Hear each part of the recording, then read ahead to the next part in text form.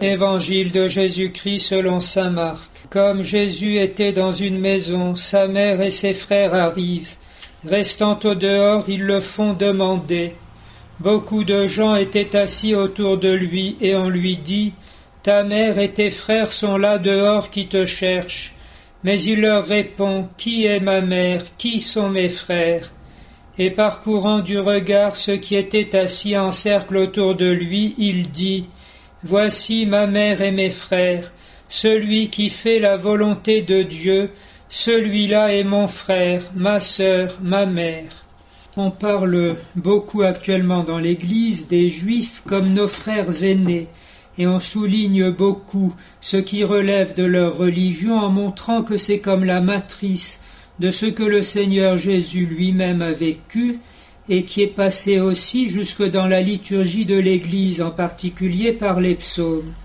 C'est pourquoi il nous est bon d'entendre la lettre aux Hébreux qui s'adresse justement à des Juifs devenus chrétiens pour leur montrer la nouveauté inouïe du culte chrétien qui n'est pas du tout dans l'ancienne alliance, bien qu'elle en soit comme l'espérance et sous certains rapports la préfiguration.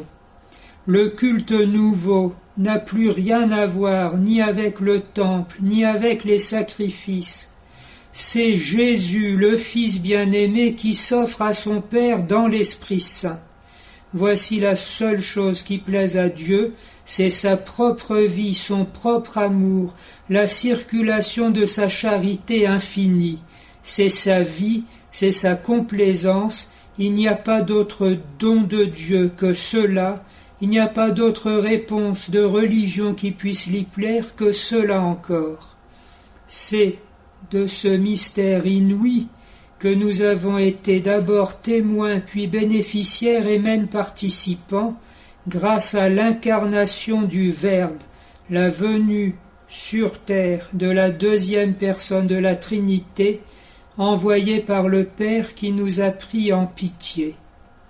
Alors la lettre aux Hébreux cite le psaume qui trouve en Jésus-Christ un accomplissement complètement inimaginable avant que cela n'arrive, le culte en esprit et en vérité, dans l'Esprit Saint et dans la vérité qu'est le Verbe Jésus-Christ.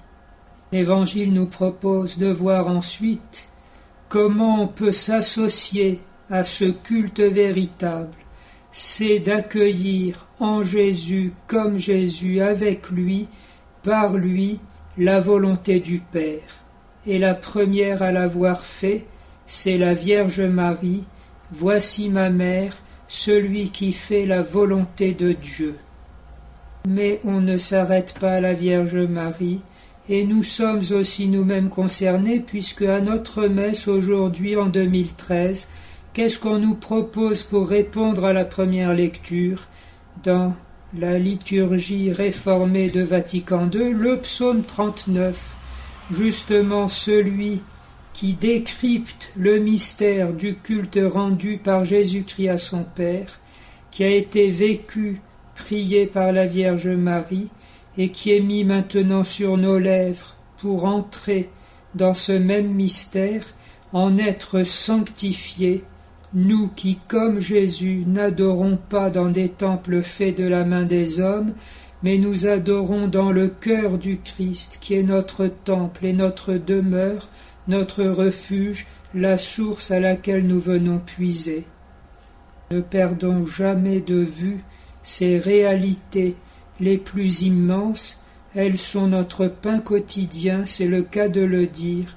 Elles sont la vraie mesure de notre âme, et c'est seulement là que nous trouvons la paix, la lumière et la joie.